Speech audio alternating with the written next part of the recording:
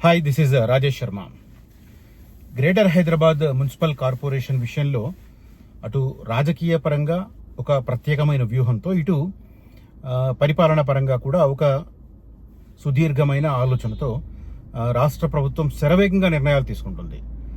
1 month అనుకుంటా, యాక్చువల్గా 1 month back క్యాబినెట్లో ఈ గ్రేటర్ హైదరాబాద్ మున్సిపల్ కార్పొరేషన్కు చుట్టూ ఉన్న 27 స్థానిక సంస్థలను, అంటే అందులో మున్సిపాలిటీస్ ఉన్నాయి, మున్సిపల్ కార్పొరేషన్స్ ఉన్నాయి, వాటిని గంపగుత్తగా జిహెచ్ఎంసీలో విలీనం చేస్తూ ఒక నిర్ణయం తీసుకుంది క్యాబినెట్.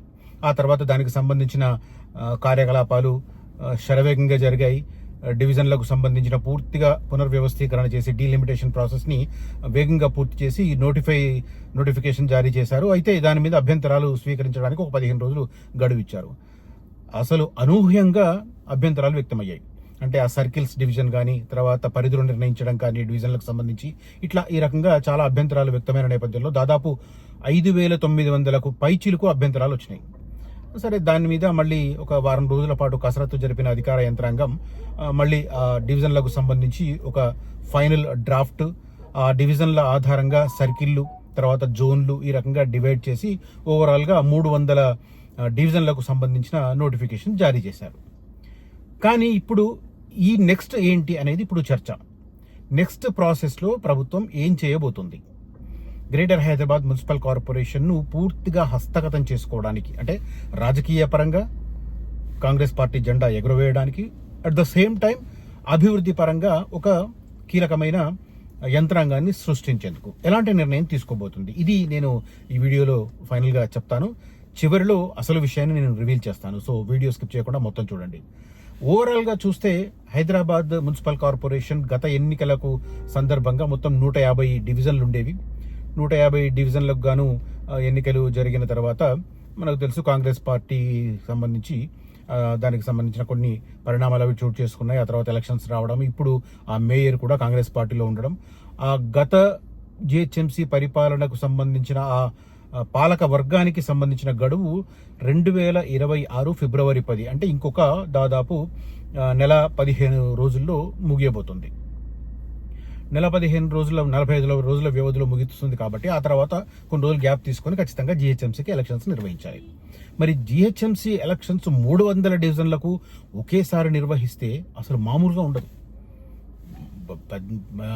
ఆ రోజు నోటిఫికేషన్ తర్వాత చూసాం మనము, దేశంలోనే అత్యంత పెద్ద మున్సిపల్ కార్పొరేషన్గా గ్రేటర్ హైదరాబాద్ మున్సిపల్ కార్పొరేషన్ 300 డివిజన్లతో ఉండబోతుంది. మరి దాన్ని యథాతథంగా ఉంచుతారా, లేకపోతే ఎలాంటి మార్పులు చేయబోతారు? దానికి సంబంధించిన సమాచారం చెప్తాను. ఆ చెప్పే ముందు కొన్ని వివరాలు ఏంటంటే, లేటెస్ట్గా ఒక మీమాంస ఉండేది.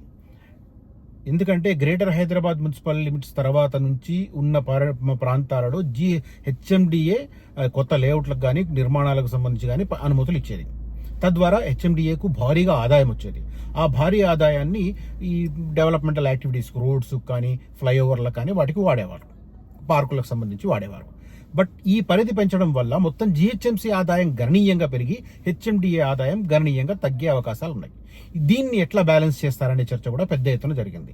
దీనికి సంబంధించి ఒక ప్రత్యేకమైన మార్గాన్ని కూడా ప్రభుత్వం ఎంపిక చేసుకుంది. అది కూడా నేను డీటెయిల్గా చెప్తాను.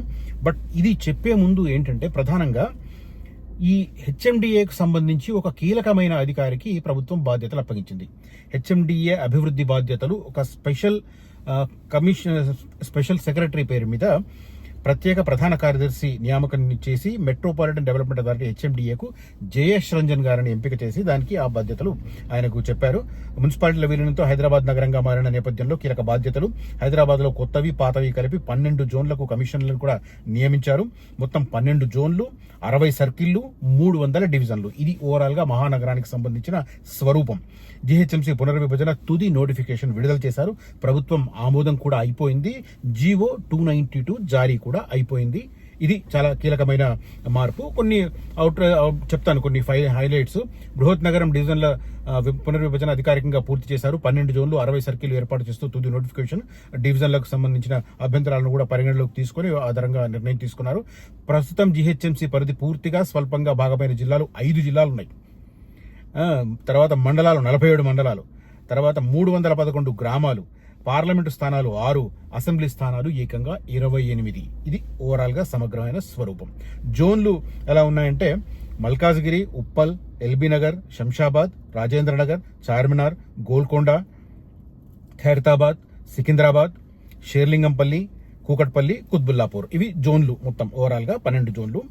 తర్వాత మారిన దాని ప్రకారం చూస్తే కూడా పాత జీహెచ్ఎంసీ పరిధిలో ఎల్బీ నగర్, చార్మినార్, షేర్లింగంపల్లి, ఖైరతాబాద్, కూకట్పల్లి, సికింద్రాబాద్ పేర్లతో 6 జోన్లు ఉండగా పునర్విభజనలో పరిపాలన సౌలభ్యం కోసం కొత్తగా మల్కాజ్గిరి, ఉప్పల్, శంషాబాద్, రాజేంద్రనగర్, గోల్కొండ, కుత్బుల్లాపూర్ జోన్లను ఏర్పాటు చేశారు. కొన్ని పాత మున్సిపాలిటీలు, కార్పొరేషన్ల పేర్లను మార్చి ఆయా స్థానిక సంస్థల పరిధిలో ఏర్పాటైన డివిజన్లను కొత్త సర్కిళ్లుగా ఏర్పాటు చేశారు. కొత్తగా జోన్లలో కనిష్టంగా 4 సర్కిళ్లు, గరిష్టంగా 7 సర్కిళ్లు ఉన్నాయి. తర్వాత జోనల్కి సంబంధించి ఒక్కొక్క జోనల్కి ఒక్కొక్క కమిషనర్ని, ఐఏఎస్ స్థాయి అధికారిని నియమించారు. దానికి సంబంధించిన డీటెయిల్స్ కూడా మనకు వెలువడిన పరిస్థితి. 12 జోన్లు, 60 సర్కిళ్లు. మెగా జీహెచ్ఎంసీకి తుది రూపు ఖరారు.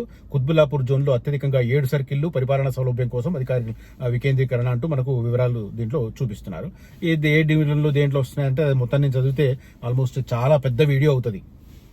పాతబస్తీకి సంబంధించి కూడా చాలా కీలకంగా చర్చ అవుతుంది. ఎందుకంటే ఈ నిర్ణయం అటు రాజకీయపరమైన ఒక వ్యూహంతో కూడుకున్నది, ఇటు పరిపాలనకు సంబంధించి కూడా ఒక వ్యూహంతో కూడుకున్నది.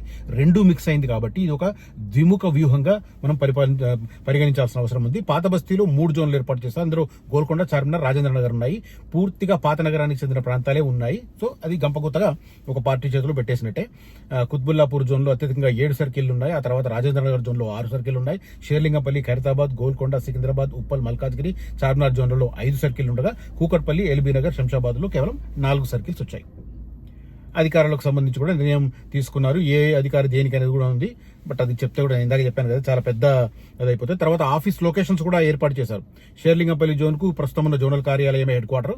కాకపోతే అమీన్పూర్, మియాపూర్, నార్సింగి, పటాన్చెరు వాటికి మాత్రం డిఫరెంట్ ఆఫీసులు పెట్టారు. మళ్ళీ సర్కిల్ ఆఫీసులు, జోనల్ ఆఫీసులు, సర్కిల్ ఆఫీసులు కూడా ఫైనల్ చేశారు. జోనల్ కమిషనర్ కూడా అపాయింట్ చేసిన పరిస్థితి. ఇప్పుడు నెక్స్ట్ ఏం చేయబోతోంది ప్రభుత్వం అనేది అత్యంత కీలకంగా కనిపిస్తుంది.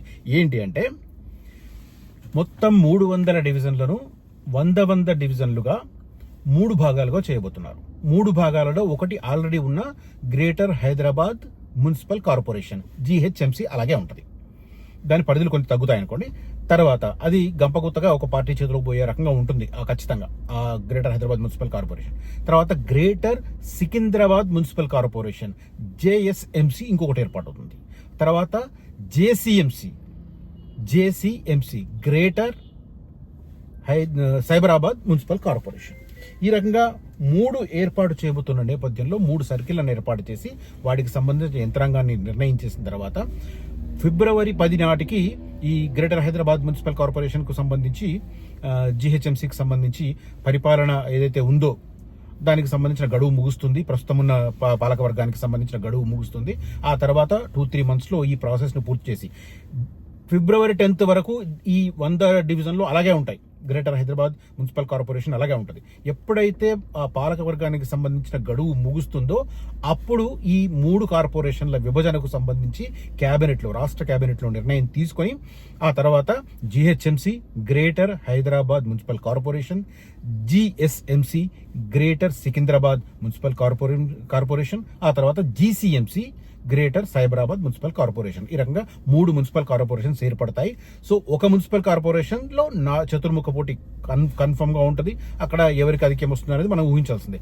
మిగతా రెండింటిని పరిపాలన పరంగా ఎట్లాగో త్రిముఖ పోటీ ఉంటుంది. బీఆర్ఎస్, బీజేపీ అండ్ తర్వాత కాంగ్రెస్ పార్టీ ఉంటుంది. ఎంటైర్ తెలంగాణలో కూడా త్రిముఖ పోటీ. హైదరాబాద్కి వచ్చేసరికి గ్రేటర్ హైదరాబాద్ మున్సిపల్ కార్పొరేషన్ లో చతుర్ముఖ పోటీ ఉండేది. ఇప్పుడు ఈ రాజకీయపరమైన వ్యూహంతో కూడుకున్న నిర్ణయాన్ని తీసుకోవడం ద్వారా జీహెచ్ఎంసీ పరిధి ఓల్డ్ సిటీతో కలిపిన కొన్ని ప్రాంతాలకు పరిమితమై మిగతా ప్రాంతాలను సపరేట్ గా 2 మున్సిపల్ కార్పొరేషన్లుగా, గ్రేటర్ మున్సిపల్ కార్పొరేషన్లుగా ఏర్పాటు చేయబోతున్నారు. ఇది ఒక వ్యూహాత్మకమైన నిర్ణయం. దీంతో పాటు మీమాంస ఎక్కడ ఉంది అంటే ప్రధానంగా ఈ డెవలప్మెంట్ రైట్స్ కి సంబంధించి. ఎందుకంటే హెచ్ఎండిఏ ఆదాయం గణనీయంగా తగ్గిపోతున్న నేపథ్యంలో దాన్ని కాపాడుతూ జీహెచ్ఎంసీ హెచ్ఎండిఏలకు మధ్య డెవలప్మెంట్ రైట్స్ కొంత సందిగ్ధత నెలకొంది. 3 కార్పొరేషన్లకు ఉండాల్సిన అధికారాలు హెచ్ఎండిఏకు ఉండాల్సిన అధికారాలపై ప్రభుత్వం కసరత్తు చేస్తుంది. లేఅవుట్లు, బిల్డింగ్ పర్మిషన్ల విషయంలో పరిమితులపై స్పష్టమైన మార్గదర్శకాలు జారీ చేసే అవకాశాలున్నాయి. తెలంగాణ కోర్ అర్బన్ రీజియన్ ఏదైతే ఉందో, క్యూర్ ఉందో, క్యూర్ పరిధి మొత్తం హెచ్ఎండి ఆధ్వర్యంలో ఉంటుంది. తర్వాత మిగిలిన దాన్ని కొంత అటు ఇటుగా మార్చే అవకాశాలు కనిపిస్తున్నాయి. ప్యూర్ అది ఉంది కదా, 3 అంటే కోర్ అర్బన్ ఏరియా అంటే ఔటర్ రింగ్ రోడ్డు లోపలి ప్రాంతం, ఔటర్ రింగ్ రోడ్ నుంచి రీజనల్ రింగ్ రోడ్డు వరకు ఒక ప్రాంతం, ఆ తర్వాత రీజనల్ రింగ్ రోడ్డు బయట ప్రాంతం అంతా ఒకటి, ఇట్లా 3 కోర్ విభాగాలుగా చేసింది ప్రభుత్వం. దానికి అనుగుణంగా ఈ నిర్ణయం తీసుకునే అవకాశం అయితే కనిపిస్తుంది. ఓవరాల్ గా నోటిఫికేషన్ అయితే వచ్చేసింది. ఫైనల్ గా 300 డివిజన్లు, 12 జోన్లు, 60 సర్కిల్ రూపంలో మొత్తం ఏర్పడిపోయింది. అయితే ఇప్పుడు జరగాల్సిన తంతు ఏంటంటే ఈ పాలక వర్గానికి సంబంధించిన గడువు ఫిబ్రవరి 2026 నాడు ముగిసిన తర్వాత రాష్ట్ర కేబినెట్ లో ఈ గ్రేటర్ హైదరాబాద్ 300 డివిజన్లను 3 భాగాలుగా చేసి 100 డివిజన్లకు ఒక గ్రేటర్ మున్సిపల్ కార్పొరేషన్ గా ఏర్పాటు చేసి ఆ తర్వాత ఏప్రిల్ నెలలో కానీ మే నెలలో కానీ ఎలక్షన్స్ కు వెళ్ళొచ్చు ప్రభుత్వం అనేది లేటెస్ట్ గా వచ్చిన సమాచారం. దీని మీద పూర్తి స్థాయిలో కన్ఫర్మేషన్ అయితే వచ్చింది. ఇదైతే మనకు క్లియర్ గా తెలుస్తున్న పరిస్థితి అయితే కనిపిస్తుంది.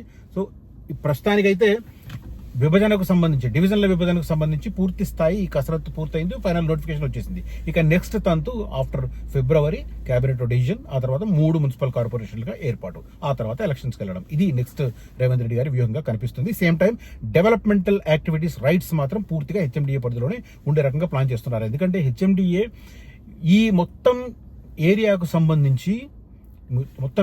సంబంధించి రోడ్ల నిర్వహణ కావచ్చు, పార్కుల నిర్వహణ కావచ్చు, అన్ని చూడాల్సిన అవసరం ఉంది. కాబట్టి పెద్ద ఎత్తున నిధుల అవసరం ఉంటుంది. కాబట్టి ఒకే సంస్థ చేతిలో ఉండి అతనికి ఒక సీనియర్ ఐఏఎస్ అధికారిని దానికి స్పెషల్ చీఫ్ సెక్రటరీగా పెట్టారు. కాబట్టి ఆయన ఆధ్వర్యంలో ఈ యాక్టివిటీ కొనసాగే రకంగా అది చూస్తూనే హెచ్ఎండిఏకి సంబంధించి మిగతా గ్రేటర్ మున్సిపల్ ఈ 3 కార్పొరేషన్లకు సంబంధించిన పరిపాలనా యంత్రాంగాన్ని కూడా త్వరలో ఖరారు చేయబోతున్నారు. ఈ సమాచారం కనుక మీకు నచ్చితే, ఈ ఇన్ఫర్మేషన్ కనుక మీకు నచ్చితే ఈ వీడియోను లైక్ చేయండి, ఈ వీడియోను ప్రమోట్ చేయండి. Thank you so much for watching this video. Signing off Rajesh Sharma.